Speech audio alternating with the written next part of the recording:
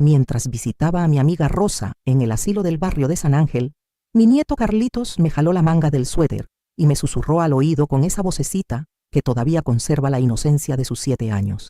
Abuela, ¿esa no es la señora de la foto que tiene mamá en su cuarto? Me di la vuelta sintiendo cómo el corazón se me detenía en el pecho. Ahí, sentada en una silla de ruedas junto a la ventana que daba al jardín descuidado del asilo, estaba ella. La mujer que mi nuera Patricia siempre me había dicho que había muerto hace más de 15 años. La mujer cuya fotografía Patricia guardaba en su mesita de noche con una veladora y flores frescas cada semana. La mujer por quien mi nuera lloraba cada día de las madres, mientras yo preparaba el mole en la cocina. Sentí que las piernas me temblaban. Carlitos tenía razón. Era ella. Los mismos ojos verdes, la misma marca de nacimiento en forma de luna en la mejilla izquierda que había visto 1000 veces en aquella fotografía.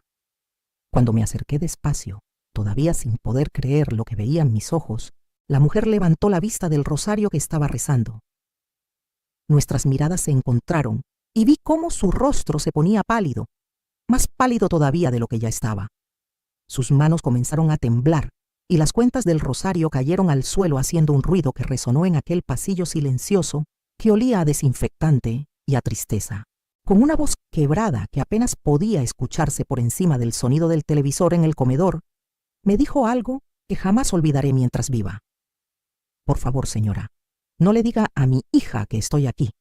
En ese momento sentí cómo todo lo que creía saber sobre mi familia se desmoronaba como castillo de arena. Sigue mi historia hasta el final y comenta la ciudad desde donde me estás viendo para saber qué tan lejos ha llegado mi relato. Permítanme presentarme correctamente. Me llamo Esperanza Gutiérrez de Mendoza y tengo 68 años que llevo con orgullo. Nací en un pueblito de Michoacán donde aprendí desde niña que la familia es lo más sagrado que existe en este mundo. Mi madre, que en paz descanse, me enseñó que una mujer de bien siempre pone a los suyos primero, siempre. Y así viví toda mi vida. Me casé con Roberto a los 22 años, un hombre bueno y trabajador que me dio 3 hijos hermosos. Miguel, nuestro mayor, fue siempre el orgullo de la familia. Estudió ingeniería con becas y sacrificios, muchos sacrificios. Yo vendía tamales en las mañanas antes de ir a mi trabajo en la fábrica de textiles para pagar sus libros. Roberto hacía doble turno en la construcción. Nunca nos quejamos porque veíamos en Miguel nuestro futuro, nuestra esperanza de que la familia Mendoza llegara más lejos. Cuando Miguel tenía 26 años, conoció a Patricia en la universidad, donde él ya daba clases. Ella era su alumna, una muchacha que venía de la capital, bien vestida, bien hablada, con esos modales finos que yo nunca tuve. La primera vez que la trajo a casa, recuerdo que preparé mi mejor mole poblano, ese que me llevaba 2 días a hacer. Limpié la casa hasta que brillaba cada rincón. Quería causarle buena impresión. Patricia llegó con un vestido elegante y zapatos de tacón que resonaban en nuestro piso de cemento. Me abrazó y me llamó suegrita, con una sonrisa que parecía tan genuina. Ese día, después de la comida, mientras yo lavaba los platos en la cocina, la escuché hablarle a Miguel en la sala. Pensó que no podía oírla, pero estas paredes siempre fueron delgadas. Tu mamá cocina delicioso, mi amor, pero pobre. Se nota que ha trabajado tanto toda su vida.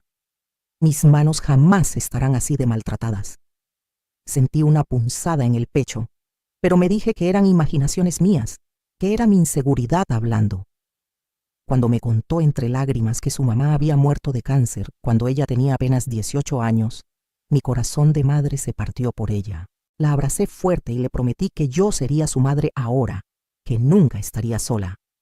Se casaron 6 meses después en una boda modesta pero bonita que pagamos vendiendo el terrenito que teníamos en el pueblo. Patricia lloró toda la ceremonia y yo pensé que era de emoción y por la ausencia de su madre. ¡Qué tonta fui! Los primeros años parecieron buenos.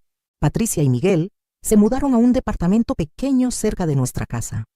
Yo iba 3 veces por semana a ayudarle con la limpieza y a dejarles comida preparada. Ella trabajaba en una oficina y siempre decía que llegaba muy cansada para cocinar. Yo lo entendía perfectamente. Una mujer que trabaja fuera de casa tiene doble jornada y yo quería ayudar a mi hijo y a mi nuera. Cuando quedó embarazada de Carlitos, Patricia dejó de trabajar. Miguel me pidió si podía ir más seguido a ayudarla porque ella sufría de muchos mareos y náuseas. Por supuesto que dije que sí. Llegaba a las 7 de la mañana y me iba a las 6 de la tarde. Limpiaba, cocinaba, lavaba, planchaba. Patricia pasaba el día en la cama viendo televisión o en su teléfono. Decía que el doctor le había ordenado reposo absoluto. Yo nunca dudé de ella. Cuando Carlitos nació, fue el día más feliz de mi vida después del nacimiento de mis propios hijos. Un nieto hermoso, gordito, con los ojos de mi Roberto. Pero Patricia no quería amamantarlo. Decía que le daba asco, que le arruinaría el cuerpo. El pediatra insistía en la lactancia materna, pero ella se negaba rotundamente. Entonces yo me ofrecí a prepararle sus biberones, a levantarme en las noches cuando lloraba. Miguel trabajaba tanto, el pobre llegaba agotado. Prácticamente me mudé a su departamento durante los primeros 6 meses de vida de Carlitos. Dormía en el sofá de la sala para estar cerca cuando el bebé llorara en la madrugada. Patricia dormía con tapones en los oídos porque decía que necesitaba su descanso. Mi espalda comenzó a dolerme de dormir en ese sofá viejo, pero nunca me quejé. Era por mi nieto, por mi familia. Roberto me visitaba los fines de semana y me rogaba que regresara a casa, que ya había hecho suficiente, pero yo no podía abandonar a mi hijo y a esa criatura inocente. Pasaron los meses y las cosas comenzaron a cambiar de maneras que al principio eran tan sutiles que yo las justificaba. Patricia empezó a pedirme que llegara más temprano, que si podía estar a las 6 de la mañana porque Carlitos se despertaba muy temprano y ella no había dormido bien. Luego empezó con las críticas disfrazadas de consejos, que si la sopa estaba muy salada, que si había usado demasiado aceite, que si la casa no quedaba bien limpia porque ella había encontrado polvo detrás de la televisión. Yo aceptaba todo con paciencia, porque pensaba que era el estrés de ser mamá primeriza. Un día llegué y encontré una lista pegada en el refrigerador con todas las tareas que debía hacer ese día. 15 cosas listadas con letras perfectas. Lavar las cortinas, limpiar las ventanas por dentro y por fuera, reorganizar la alacena, planchar hasta la ropa interior de Miguel. Me dolió ver esa lista, pero la cumplí toda. Cuando terminé a las 8 de la noche, Patricia apenas levantó la vista de su revista para decir: «Gracias, suegrita, mañana nos vemos igual de temprano». Ni siquiera me ofreció quedarme a cenar aunque había preparado suficiente comida. Miguel llegó cuando yo ya estaba saliendo. Se veía tan cansado que no quise preocuparlo con mis sentimientos heridos. Lo besé en la mejilla y regresé a mi casa donde Roberto me esperaba con la cena fría. Esa noche lloré en la regadera para que mi esposo no me escuchara. Pero al día siguiente regresé a las 6 de la mañana como me habían pedido, porque eso hacen las madres, sacrificarse sin esperar nada a cambio. Los años pasaron y la situación empeoró gradualmente. Cuando Carlitos cumplió 3 años, Patricia me informó que había decidido inscribirlo en un kinder privado muy caro. Miguel estaba preocupado por el dinero, pero ella insistió. Entonces me pidió, más bien me dijo, que yo llevaría y recogería a Carlitos todos los días, porque ella había decidido tomar clases de yoga y de pintura para encontrarse a sí misma después de años de sacrificarse por la maternidad. Yo me mordí la lengua hasta casi sangrar.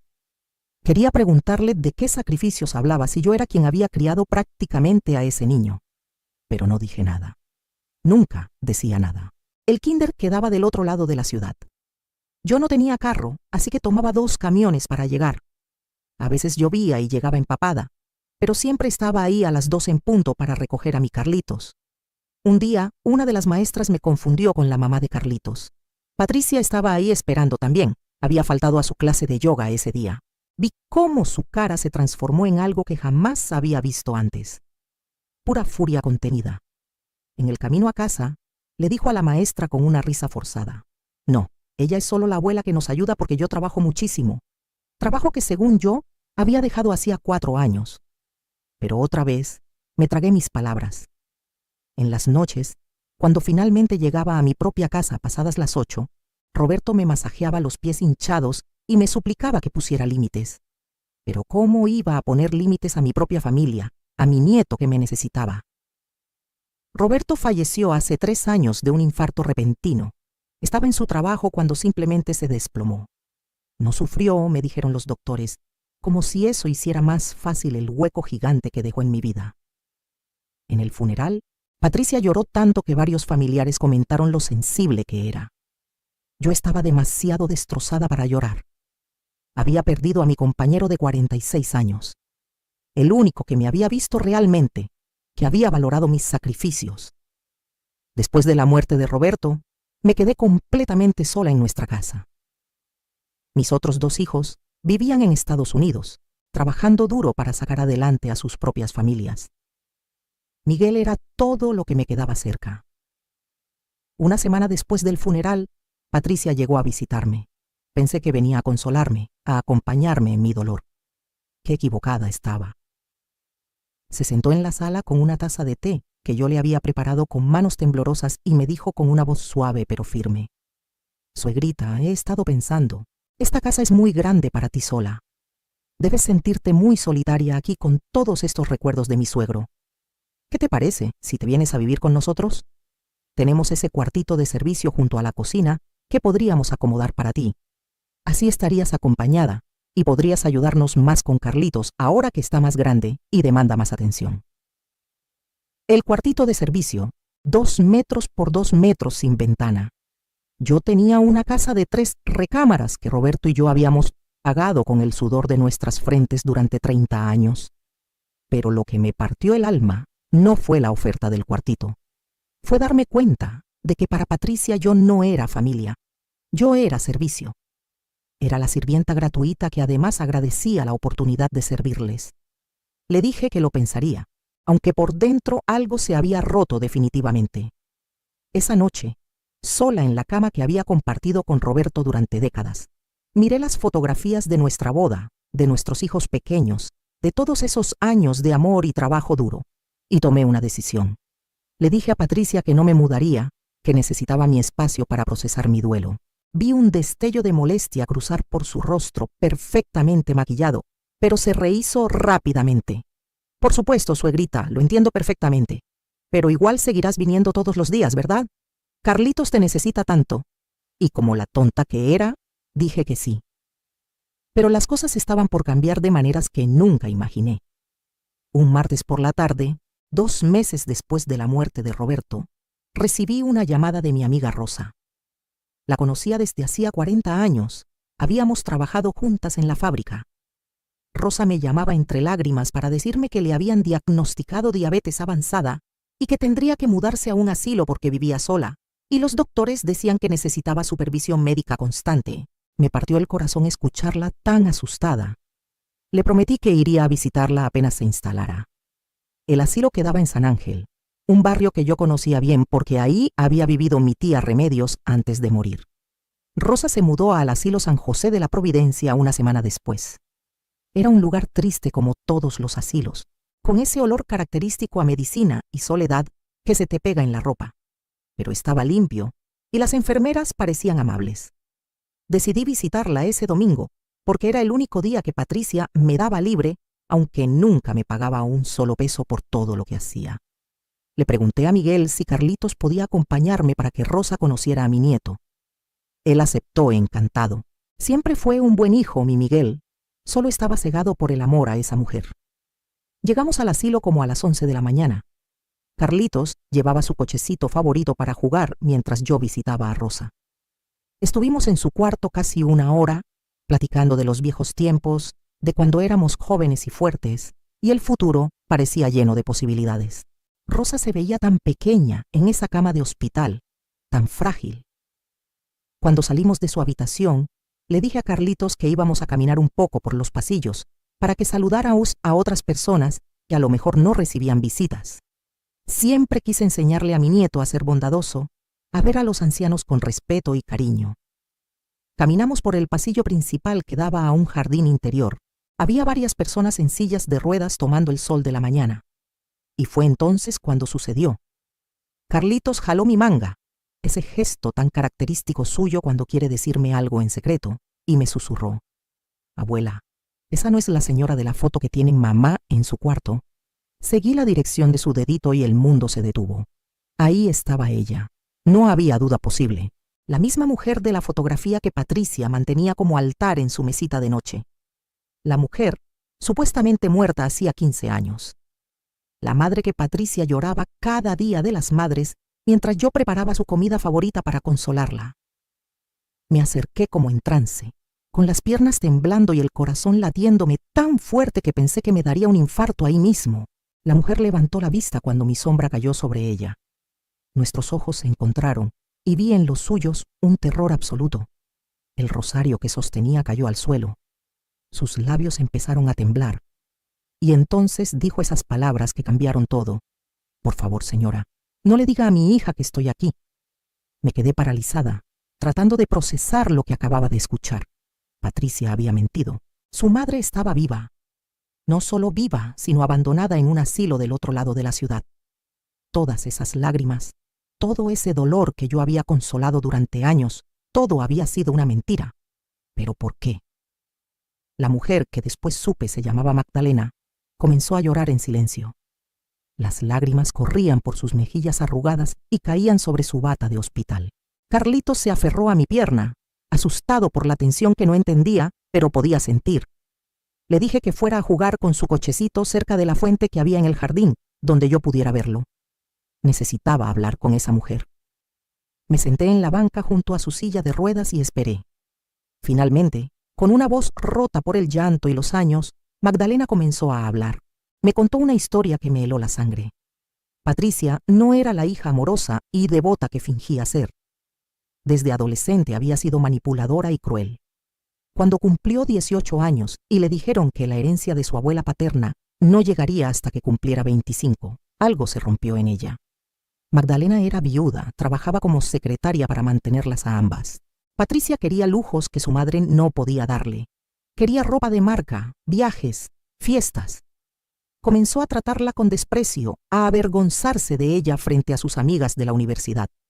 Cuando conoció a Miguel, vio su oportunidad de escapar de la pobreza, como ella llamaba a su vida de clase media. Pero había un problema. Miguel era un hombre de familia, de valores. Jamás se habría casado con alguien que tratara mal a su propia madre. Así que Patricia diseñó un plan macabro. Le dijo a Magdalena que si no desaparecía de su vida, haría que la metieran a un hospital psiquiátrico. Tenía un novio anterior que era psicólogo y estaba dispuesto a firmar documentos falsos diciendo que Magdalena era un peligro para sí misma y para los demás. En México, me explicó Magdalena con voz temblorosa, es más fácil de lo que la gente cree encerrar a alguien contra su voluntad si tienes los contactos correctos. Patricia le dio 2 opciones: desaparecer voluntariamente o ser encerrada en un manicomio del que probablemente nunca saldría. Magdalena, aterrorizada y sin más familia que la apoyara, aceptó irse. Patricia le consiguió un cuarto barato en una pensión de mala muerte en Nesa y le daba dinero cada mes, lo mínimo para sobrevivir, con la condición de que jamás intentara contactarla. Durante años, Magdalena vivió en esa habitación pequeña y húmeda, trabajando en lo que podía, siempre con el terror de que su hija cumpliera su amenaza. Hace 2 años, cuando su salud comenzó a deteriorarse, Patricia la metió en este asilo, el más barato que pudo encontrar. Pagaba la mensualidad mínima y jamás la visitaba. Magdalena vivía con la esperanza de que algún día su hija se arrepintiera, de que viniera a buscarla, de que pudieran reconciliarse. Pero ese día nunca llegó. Escuché toda la historia sintiéndome físicamente enferma. Las náuseas me subían por la garganta. Esta mujer, esta pobre mujer que había dado a luz a Patricia, que la había criado sola después de enviudar, estaba aquí abandonada mientras su hija jugaba a ser la huérfana trágica. Mientras yo, como una tonta, la consolaba cada día de las madres y le preparaba su platillo favorito para aliviar su dolor. Todo era mentira, todo. Magdalena me agarró la mano con sus dedos temblorosos y me suplicó nuevamente que no le dijera nada a Patricia. Tenía terror de que su hija la mandara a un lugar peor o que cumpliera su amenaza del psiquiátrico. Le prometí que no diría nada, pero mi mente ya estaba trabajando. Algo había cambiado en mí en ese momento, algo fundamental. Tomé los datos del asilo, el número de habitación de Magdalena, y le prometí que volvería a visitarla.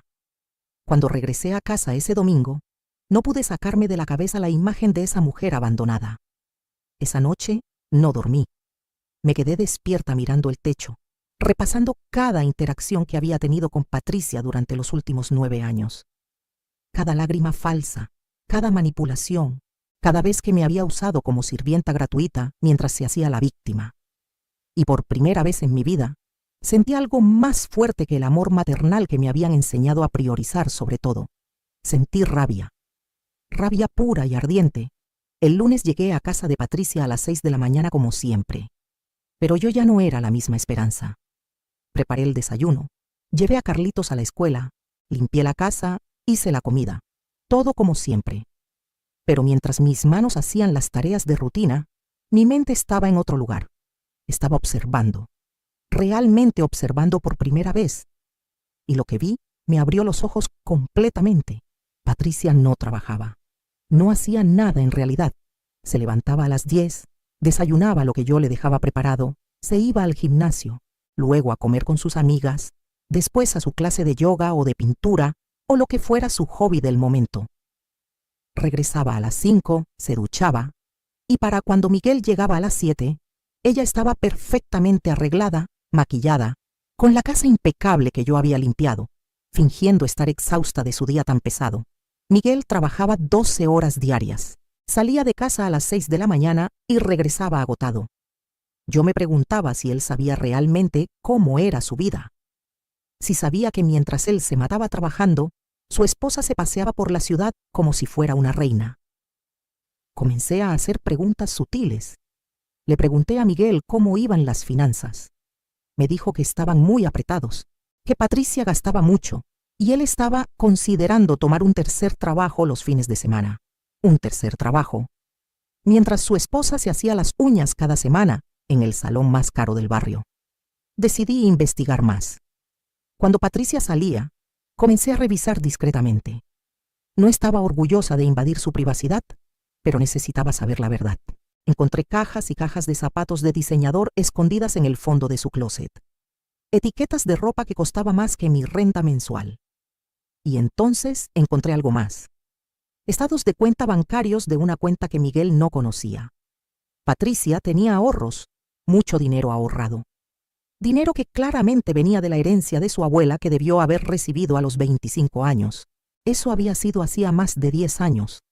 Y en todo este tiempo, mientras Miguel se mataba trabajando, mientras le decía que no tenían dinero para arreglar el carro o para las medicinas de Carlitos cuando se enfermaba, ella tenía una cuenta secreta con suficiente dinero para vivir cómodamente durante años. Pero lo peor, lo que realmente me hizo ver quién era Patricia, lo encontré en su diario. Lo sé, leer el diario de alguien está mal. Pero a estas alturas, yo ya había cruzado una línea y no había vuelta atrás. El diario estaba escondido debajo del colchón de su lado de la cama. Cuando lo abrí y comencé a leer, sentí que el piso se abría bajo mis pies. Había entradas de los últimos 5 años, y en cada una, Patricia escribía cosas horribles sobre todos nosotros, sobre Miguel. A veces me pregunto por qué me casé con él. Es tan aburrido y predecible, pero es manejable, y eso es lo que importa. Hace todo lo que le digo. El amor verdadero es un cuento de hadas. Lo importante es la estabilidad y que no me moleste demasiado. Sobre Carlitos. El niño está bien, supongo. Al menos la vieja se encarga de él. Gracias a Dios por eso, porque la maternidad no es lo mío. Todos hablan de ese instinto maternal, pero yo nunca lo sentí. Lo tuve porque Miguel lo quería, y porque se supone que eso es lo que hacen las esposas. Pero sinceramente, preferiría no tener que lidiar con él. Y sobre mí había páginas y páginas. La vieja Esperanza es tan patética. Haría cualquier cosa por nosotros y ni siquiera tengo que pedírselo. Solo tengo que verme un poco triste o mencionar que estoy cansada y ahí está, ofreciéndose a hacer todo.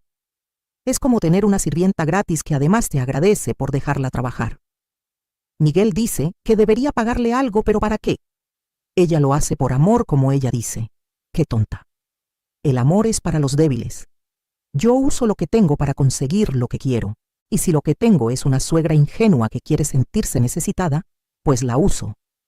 Cerré el diario con las manos temblando. Las lágrimas corrían por mi cara, pero no eran lágrimas de tristeza. Era pura rabia.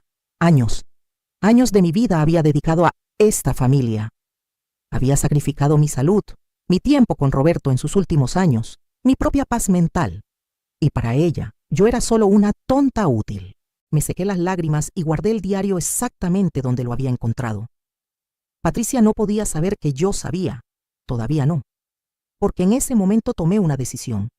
Iba a descubrir toda la verdad, cada mentira, cada manipulación, y después, de alguna manera, haría que Patricia pagara por lo que había hecho. No solo a mí, sino a su propia madre, a mi hijo, a mi nieto. Durante las siguientes semanas me convertí en detective. Seguí visitando a Magdalena en el asilo 2 veces por semana. Le llevaba comida casera, ropa limpia y, sobre todo, compañía. Esa pobre mujer estaba tan sola, tan hambrienta de afecto, que lloraba cada vez que me veía llegar. Me contó más detalles de la relación con Patricia. Cómo desde pequeña su hija había mostrado señales preocupantes. Manipulaba a otros niños en la escuela, mentía compulsivamente, nunca mostraba remordimiento cuando la atrapaban haciendo algo malo. Magdalena había intentado llevarla a terapia, pero Patricia se negaba, y cuando la obligó, la niña actuó tan perfectamente frente a la psicóloga que la profesional dijo que no veía ningún problema. Patricia había aprendido desde muy joven a usar máscaras, a mostrarle a cada persona exactamente lo que querían ver. Con Miguel se mostraba como la esposa perfecta, amorosa, pero no empalagosa. Con sus amigas era sofisticada y divertida. Conmigo era respetuosa pero distante, manteniéndome siempre en mi lugar como la ayuda familiar. Y con el mundo exterior era la pobre huérfana que había superado su tragedia con gracia y fortaleza. Todo era actuación, nada era real. También comencé a documentar todo. Cada vez que Patricia salía, yo tomaba fotos de sus compras escondidas en el closet. Fotografié los estados de cuenta de su cuenta secreta. Hice copias de las páginas más reveladoras de su diario. Guardaba todo en una caja de zapatos en mi casa, bajo mi propia cama. Sabía que eventualmente necesitaría pruebas. En esas semanas también noté algo más. Patricia estaba coqueteando con el entrenador del gimnasio. Lo supe porque un día la seguí. Me sentí ridícula, una señora de 68 años siguiendo a su nuera por la ciudad como en una novela barata. Pero lo hice. Y lo que vi confirmó mis peores sospechas. Después de su clase de yoga, Patricia se quedaba en el café del gimnasio con Ricardo, su entrenador personal. Un tipo 20 años menor que ella, musculoso, con esa sonrisa ensayada de quien sabe que es guapo. Los vi reír. Vi cómo ella tocaba su brazo, cómo él se inclinaba muy cerca cuando le hablaba. No llegué a ver nada más explícito, pero la intención estaba clara. Mientras todo esto pasaba, yo seguía siendo la esperanza de siempre frente a Patricia y Miguel. Sumisa, servicial, agradecida por las migajas de atención que me daban. Pero por dentro estaba cambiando. Me sentía más fuerte, más clara, más yo misma de lo que había sido en años. La rabia me había despertado de un sueño que había durado demasiado tiempo. Un jueves por la tarde, mientras limpiaba la habitación de Patricia y Miguel, encontré algo más. Papeles legales escondidos en el fondo de un cajón de su escritorio.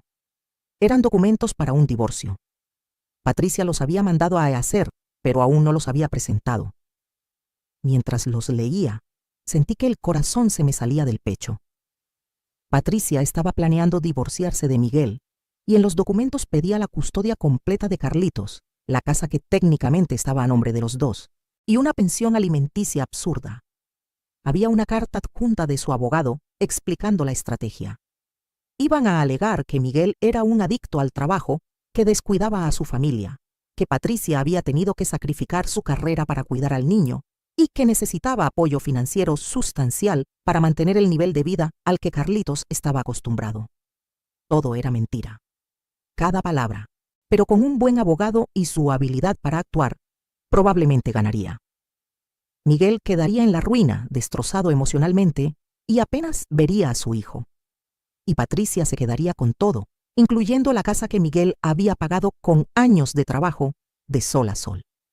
La fecha en los documentos mostraba que los había solicitado hacía 3 meses, lo cual significaba que mientras yo limpiaba su casa, mientras Miguel se mataba trabajando, mientras Carlitos pedía más atención de su mamá, Patricia ya estaba planeando destruir esta familia. Tomé fotos de cada página con mi celular viejo. Las manos me temblaban tanto que algunas salieron borrosas, pero la mayoría eran legibles. Las guardé en mi correo electrónico y también las imprimí en el cibercafé cerca de mi casa.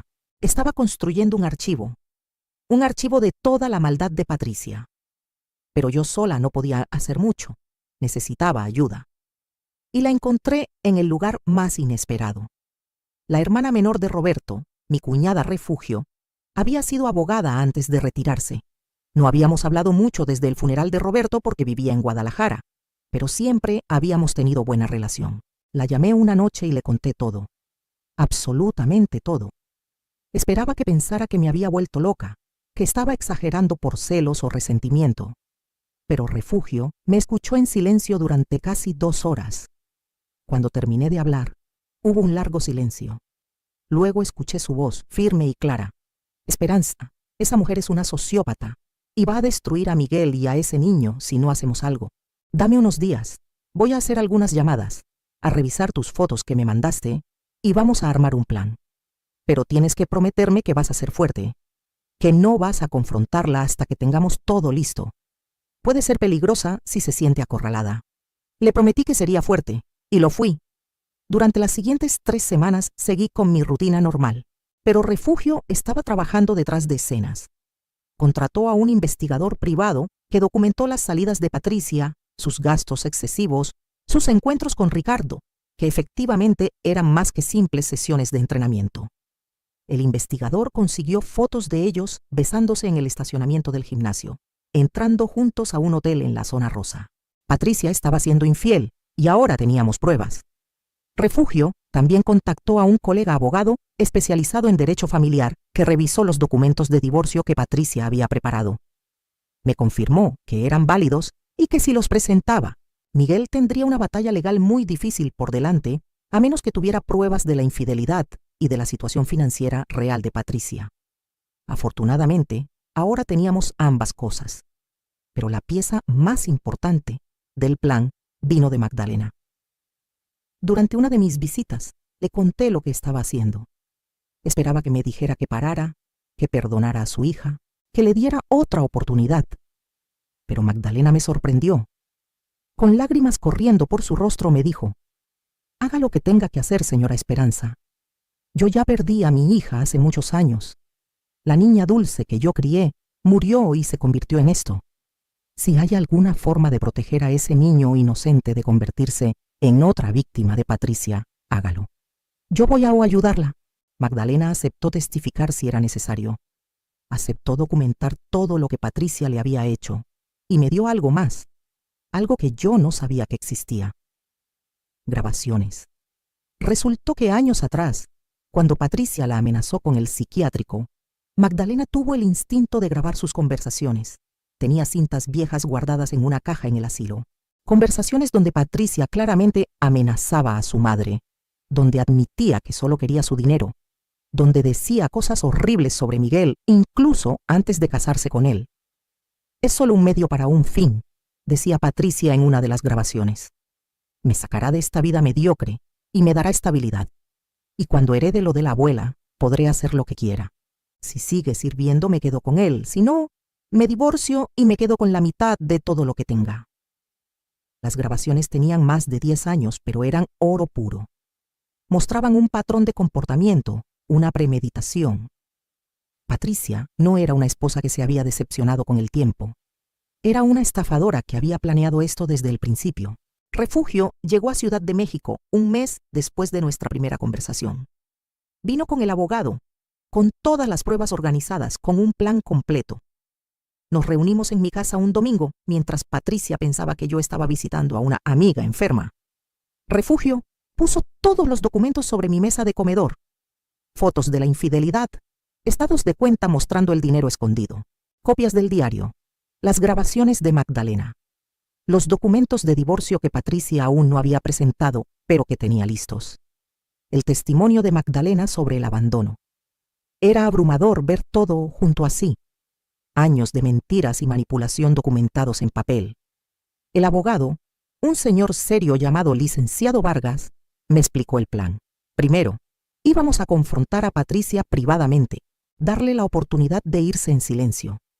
Si aceptaba divorciarse de Miguel sin pedir nada, sin pelear por la custodia, y si aceptaba comenzar a cuidar apropiadamente de su madre, no haríamos públicas las pruebas. Pero si se negaba, si intentaba pelear, entonces usaríamos todo lo que teníamos. Miguel tendría que saberlo todo eventualmente, pero queríamos protegerlo del dolor innecesario si era posible. Aunque una parte de mí quería que Miguel supiera exactamente con quién se había casado, entendía que era mejor así. Elegimos un martes para la confrontación. Miguel estaría en un viaje de trabajo en Monterrey. Carlitos estaría en la escuela. Sería solo Patricia, yo, Refugio y el licenciado Vargas. Llegamos a su casa a las 10 de la mañana. Toqué el timbre como siempre, usando mi llave como había hecho 1000 veces antes. Patricia estaba en la cocina tomando su café, todavía en pijama, viendo videos en su teléfono. Levantó la vista cuando entré y su expresión cambió inmediatamente al ver que venía acompañada. «Suegrita, ¿qué es esto? No me dijiste que venía a visita», dijo con esa voz controlada que usaba cuando estaba molesta pero trataba de ocultarlo. «Patricia, necesitamos hablar», dije con una voz que no reconocí como mía. Sonaba fuerte, segura, nada como la esperanza sumisa que ella conocía. «Ellos son mi cuñada Refugio y el licenciado Vargas. Tenemos información que necesitas ver». Vi cómo el color se le iba de la cara. Sus ojos volaron de mí a Refugio, al abogado, y de vuelta a mí. Su cerebro estaba trabajando rápidamente, tratando de calcular qué sabíamos, cómo manejarlo. Pero por una vez, Patricia no tenía el control. Nos sentamos en su sala, esa sala que yo había limpiado cientos de veces. El licenciado Vargas abrió su portafolio y comenzó a sacar documentos. Uno por uno, los puso sobre la mesa de centro. Las fotos de ella con Ricardo, los estados de cuenta de su cuenta secreta, las copias de su diario, los documentos de divorcio que ella había preparado, y finalmente, una foto de Magdalena en el asilo. Con cada documento que aparecía, Patricia se ponía más pálida. Sus manos temblaban. Abrió la boca varias veces, pero no salía ningún sonido. Finalmente, cuando el licenciado puso la foto de su madre sobre la mesa, Patricia emitió un sonido estrangulado. «¿Cómo? ¿Cómo conseguiste esto?», susurró, mirándome con una mezcla de shock y odio puro. «Resulta que tu madre, que supuestamente murió hace 15 años, está muy viva», dije con una calma que no sentía. «Está en el asilo San José de la Providencia, donde la abandonaste después de amenazarla y chantajearla durante años. La he estado visitando. Es una mujer maravillosa que no merecía tener una hija como tú». Patricia se puso de pie de un salto. «Tú no sabes nada. No sabes lo que pasé, lo que ella». «Tenemos grabaciones», la interrumpió Refugio fríamente. «Grabaciones de hace años donde la amenazas, donde admites que solo te casaste con Miguel por conveniencia, donde planeas cómo manipularlo. Tu madre fue más lista de lo que pensaste». Patricia se dejó caer de nuevo en el sofá. Podía ver su mente trabajando, buscando una salida, una forma de voltear la situación, pero esta vez no había salida. El licenciado Vargas habló con voz profesional y seria. «Señora Patricia, tiene dos opciones. Opción 1.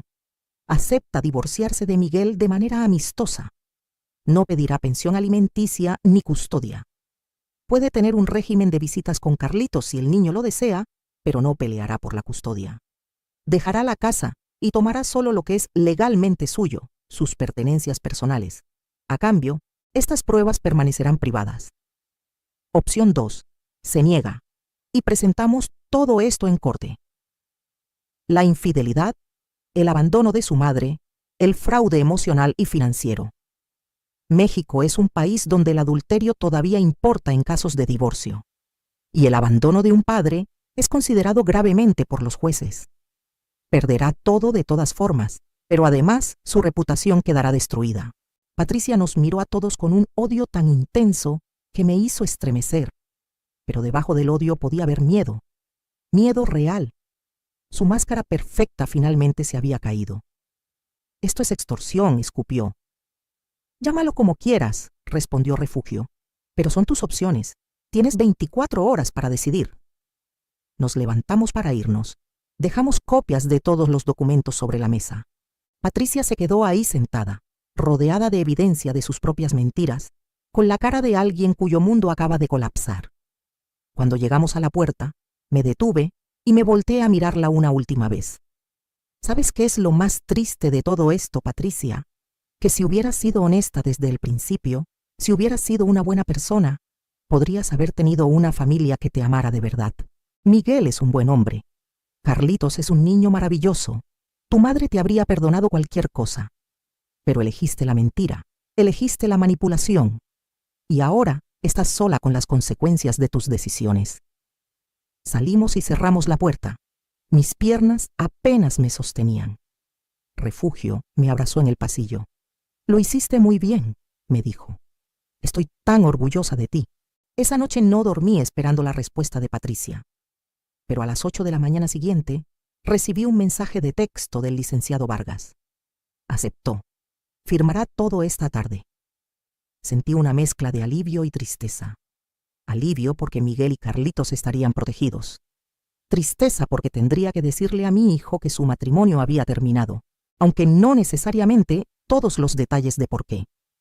Refugio y el licenciado Vargas manejaron los aspectos legales. Patricia firmó los papeles de divorcio aceptando todos nuestros términos. Se mudó de la casa en una semana, llevándose solo su ropa y objetos personales. Dejó todo lo demás. Miguel regresó de su viaje de negocios a una casa sin esposa. Cuando me llamó desesperado preguntando qué había pasado, fui a su casa. Le dije que Patricia había decidido que no quería estar casada más, que había conocido a alguien más, que lo sentía mucho. Vi cómo mi hijo se rompía frente a mí. Lloró como no lo había visto llorar desde que era niño. Lo abracé y dejé que se desahogara, sabiendo que le estaba ocultando la verdad completa, pero creyendo que era por su bien. Las semanas siguientes fueron difíciles. Miguel estaba destrozado. Carlitos no entendía por qué su mamá se había ido y lloraba por las noches. Yo me mudé temporalmente con ellos para ayudar, pero esta vez era diferente. Esta vez Miguel insistió en pagarme, en tratarme como lo que merecía, con respeto y gratitud. Esta vez yo también puse límites. Les ayudaba porque quería, porque los amaba. Pero ya no me sacrificaba hasta el punto de perderme a mí misma. Patricia desapareció de nuestras vidas casi completamente. Venía a ver a Carlitos una vez al mes, visitas supervisadas que generalmente duraban unas pocas horas antes de que ella se aburriera y se fuera. El niño eventualmente dejó de preguntar por ella. Es triste, pero es la realidad. Algunos padres simplemente no tienen ese instinto, ese amor incondicional que se supone que deberían tener. Pero la parte más hermosa de toda esta historia vino después. 2 meses después del divorcio, llevé a Carlitos conmigo a visitar a Magdalena al asilo. Le había explicado con cuidado que su otra abuela estaba viva, que había sido un malentendido y que ella quería conocerlo. Carlitos tenía solo 9 años, pero era un niño inteligente y sensible. Cuando vio a Magdalena, se acercó tímidamente. Ella extendió sus brazos temblorosos y él se dejó abrazar. Vi cómo las lágrimas corrían por el rostro de Magdalena mientras abrazaba a su nieto por primera vez. Comenzamos a visitarla cada semana. Miguel también empezó a ir una vez que le expliqué la situación real. Le conté sobre el abandono, aunque no todos los detalles más oscuros. Mi hijo quedó horrorizado de que su ex esposa hubiera hecho algo así. Entre todos, decidimos sacar a Magdalena de ese asilo deprimente. Miguel y yo juntamos dinero y la mudamos a uno mucho mejor, con jardines bonitos y personal atento. Eventualmente, cuando su salud mejoró un poco, le ofrecimos que se mudara con nosotros. Ahora vive en la habitación de huéspedes de la casa de Miguel. Carlitos la adora. Tiene 2 abuelas que lo quieren de verdad, no una madre ausente que solo fingía importarle. En cuanto a Patricia, supe por conocidos mutuales que las cosas no le fueron bien. Ricardo, el entrenador, la dejó cuando se dio cuenta de que ella no tenía tanto dinero como pensaba. Resulta que Patricia había gastado gran parte de su herencia en mantener su estilo de vida lujoso durante años. Lo que le quedaba no era suficiente para mantenerla de la manera que quería. Intentó conseguir trabajo, pero no tenía experiencia real. Había estado viviendo de mentiras durante tanto tiempo que no tenía habilidades reales que ofrecer. La última vez que supe de ella, estaba trabajando en una tienda departamental y viviendo en un departamento pequeño en una zona no muy buena de la ciudad. No siento satisfacción por su caída. No siento nada en realidad. Ella hizo sus elecciones y ahora vive con las consecuencias. Yo hice las mías y también vivo con ellas, pero las mías me permiten dormir en paz por las noches. Miguel eventualmente conoció a alguien más. Una maestra de la escuela de Carlitos, una mujer genuinamente buena llamada Lucía, que trata a mi nieto como si fuera suyo y que respeta a Magdalena y a mí. No me ve como servicio doméstico gratuito, sino como la abuela de su ahora hijastro. Nos llevamos bien. Ella cocina, yo cocino. Compartimos responsabilidades. Es lo que debió haber sido desde el principio. Carlitos está creciendo rodeado de amor real, no de manipulación disfrazada de amor. Tiene a su papá que trabaja duro, pero siempre hace tiempo para él. Tiene a Lucía que lo cuida con cariño genuino. Tiene a Magdalena que le cuenta historias y le enseña a tejer. Y me tiene a mí, su abuela que finalmente aprendió que amor no significa dejarse usar. Rosa, mi amiga del asilo, también está mejor. La visito seguido y le presento a Magdalena. Ahora las dos tienen compañía mutua cuando yo no puedo ir. Se hicieron amigas y se cuidan entre ellas. Es bonito ver cómo algo bueno salió de ese día terrible cuando descubrí la verdad. Hace un año, en el aniversario de la muerte de Roberto, fui sola al cementerio. Me senté junto a su tumba como hago cada mes y le hablé como siempre. Le conté todo lo que había pasado, todo lo que había hecho. Perdóname, Roberto, le dije a su lápida. Sé que tú querías que pusiera límites hace años. Tenías razón, pero al menos ahora lo hice. Al final defendí a nuestra familia de verdad. Protegí a nuestro hijo y a nuestro nieto. Espero que estés orgulloso de mí.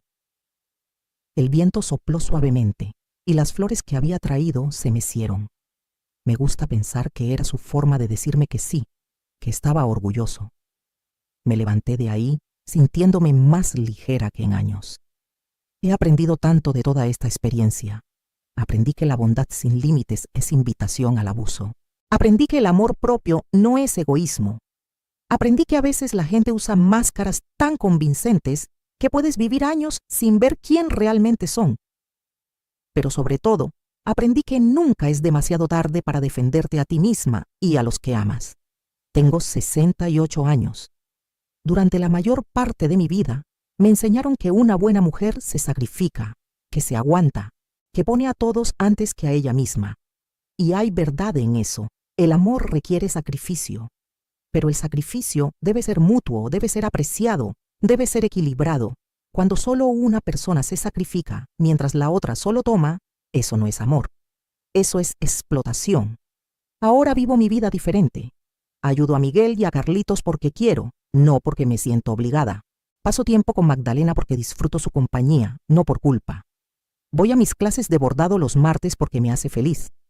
Salgo con mis amigas los jueves a tomar café. Hago cosas para mí misma sin sentirme culpable. ¿Y saben qué? Soy más feliz ahora que en décadas. Me veo en el espejo y veo a una mujer que finalmente se respeta a sí misma. Veo arrugas ganadas honestamente por años de trabajo y amor. Veo manos que sí, están maltratadas como Patricia señaló una vez con desprecio, pero son manos que han construido, que han cuidado, que han amado. Y ahora también son manos que se defendieron. Si pudiera hablarle a mi yo de hace 10 años, le diría: Esperanza, mereces respeto, mereces gratitud, mereces ser vista como la persona valiosa que eres, no solo como un medio para hacer la vida de otros más fácil. No tengas miedo de poner límites. No tengas miedo de decir que no. No tengas miedo de defender lo que es correcto incluso cuando va en contra de todo lo que te enseñaron. Le diría a cualquier mujer que esté pasando por algo similar: observa, realmente observa las dinámicas en tu familia. Pregúntate si el amor que das es correspondido o solo aprovechado. Y si descubres que te están usando, que te están faltando al respeto, no tengas miedo de hacer algo al respecto. No importa tu edad. No importa cuánto tiempo hayas dejado que pase. Nunca es demasiado tarde para reclamar tu dignidad. No estoy diciendo que lo que hice fue perfecto. Invadí la privacidad de Patricia. La investigué a sus espaldas. Algunos podrían decir que fui demasiado lejos, pero también estoy en paz con mis decisiones porque las hice para proteger a personas inocentes. Mi hijo, que estaba siendo engañado, mi nieto, que estaba siendo descuidado, y una anciana que estaba siendo abandonada. A veces hacer lo correcto requiere que te ensucies las manos un poco. Hoy, mientras escribo esta historia, Carlitos está en su habitación haciendo tarea. Magdalena está en la sala viendo su telenovela favorita. Miguel está en camino a casa después del trabajo y Lucía está preparando la cena. Es una escena simple, ordinaria, pero para mí es extraordinaria porque es real. No hay máscaras aquí. No hay manipulación. Solo una familia imperfecta, pero genuina, tratando de hacer lo mejor que puede. Patricia me enseñó una lección valiosa, aunque no era su intención. Me enseñó que no todas las personas que sonríen son buenas, que no todas las lágrimas son genuinas, que a veces las personas más peligrosas son las que aparentan ser víctimas mientras secretamente son victimarios. Pero también me enseñó sobre mi propia fuerza que no sabía que tenía.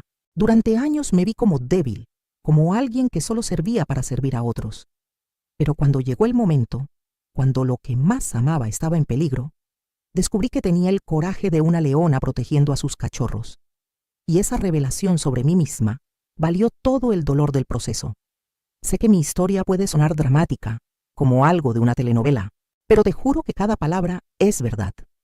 Estas cosas pasan, estas personas existen, y es importante que hablemos de ellas, que compartamos nuestras experiencias, porque así es como otras mujeres, otros hombres, otras familias pueden reconocer las señales antes de que sea demasiado tarde. Las señales estaban ahí desde el principio con Patricia, su comentario despectivo sobre mis manos el primer día, la forma en que usó la muerte de su madre para ganar simpatía. Como nunca hacía nada por sí misma, pero siempre tenía quejas sobre cómo otros hacían las cosas. Su incapacidad de mostrar afecto genuino hacia Carlitos. Todo estaba ahí, pero yo no quería verlo, porque había sido educada para siempre ver lo mejor en las personas, para siempre dar el beneficio de la duda. Ahora enseño a Carlitos algo diferente. Le enseño a ser bondadoso, pero no ingenuo. A ser generoso, pero no tonto. A amar profundamente, pero no ciegamente. Quiero que crezca sabiendo que está bien poner límites, que está bien decir no, que está bien alejarte de personas que te lastiman incluso si son familia. Porque la familia real no es solo sangre. La familia real es quien te ama genuinamente, quien te respeta, quien estaría ahí para ti en los buenos y malos momentos. Magdalena me dijo algo hace unos meses que me llegó al corazón. Estábamos sentadas en el jardín, tomando té de manzanilla que a ella le encanta, cuando me tomó la mano y me dijo: Esperanza, tú me salvaste la vida. No solo me sacaste de ese lugar horrible, me devolviste la esperanza de que todavía hay bondad en el mundo. Después de lo que Patricia me hizo, había perdido la fe en las personas, pero tú me la devolviste. Le apreté la mano y le dije que ella también me había salvado a mí, porque conocer su historia, ver lo que Patricia era capaz de hacer, me despertó de mi complacencia. Me hizo ver que si no hacía algo, Miguel y Carlitos eventualmente sufrirían el mismo abandono, la misma crueldad. Nos salvamos mutuamente. Y ahora somos amigas de verdad, no solo suegra y suegra política. Somos dos mujeres que sobrevivieron el egoísmo de alguien que debió habernos amado. A veces me pregunto si Patricia alguna vez reflexiona sobre lo que perdió, si alguna vez se despierta en su departamento pequeño y solitario y piensa en lo que pudo haber tenido. Una familia amorosa, un esposo devoto, un hijo maravilloso, una madre que la habría perdonado todo, seguridad financiera y emocional. Todo estaba ahí para ella. Todo lo que tenía que hacer era ser una buena persona. Pero eligió el camino fácil de la mentira y la manipulación, y ese camino eventualmente la llevó a la soledad que ahora vive. No siento lástima por ella. Siento lástima por la niña que pudo haber sido, por el potencial desperdiciado. Pero la mujer en la que se convirtió, esa mujer hizo sus elecciones con los ojos bien abiertos, y las consecuencias son suyas para cargar. En cuanto a mí, cargo mis propias consecuencias con orgullo. La consecuencia de haberme defendido es que ahora vivo con dignidad. La consecuencia de haber protegido a mi familia es que puedo dormir en paz. La consecuencia de haber encontrado mi voz después de tantos años es que ahora la uso libremente, sin miedo. Estas son consecuencias que acepto felizmente. Mi mensaje para cualquiera que lea mi historia es este: nunca subestimes tu propio valor. Nunca aceptes menos de lo que mereces.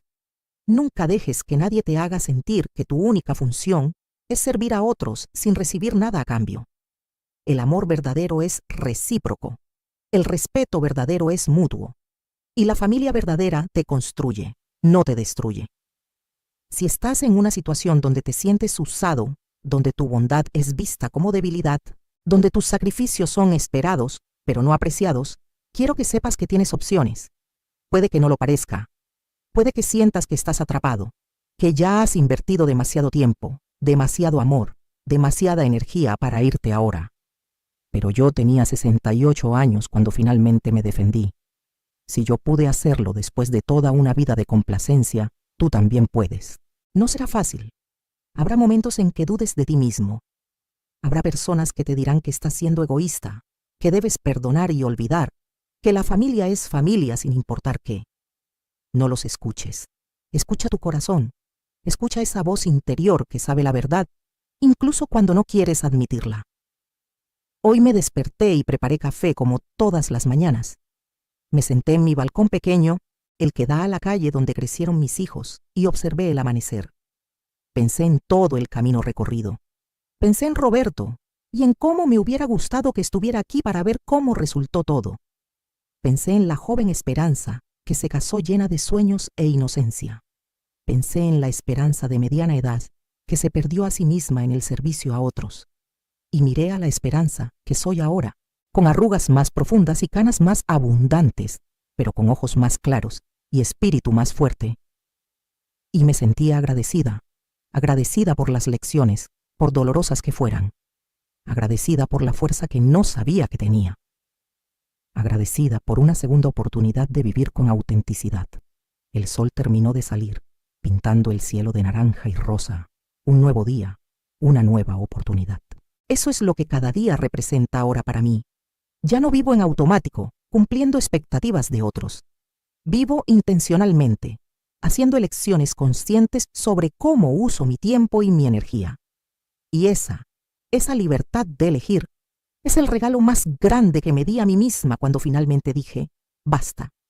¿Qué harías en mi lugar? ¿Has estado en una situación similar? ¿Has tenido que defenderte contra alguien que abusaba de tu bondad? Comenta abajo tu historia, tu ciudad, tus pensamientos, porque nuestras historias importan, nuestras voces importan, y juntas podemos ayudarnos unas a otras a encontrar la fuerza para vivir con dignidad y amor propio. Gracias por escuchar mi historia. Gracias por permitirme compartir este pedazo de mi vida con ustedes. Espero que si necesitabas escuchar que está bien defenderte, que está bien poner límites, que está bien decir no, lo hayas encontrado aquí. Nunca es demasiado tarde. Nunca eres demasiado vieja. Nunca has sacrificado demasiado como para que no valga la pena reclamar tu dignidad. Vales más de lo que crees, mereces más de lo que aceptas y tienes más fuerza de la que imaginas. Créelo. Yo lo hice y cambió todo.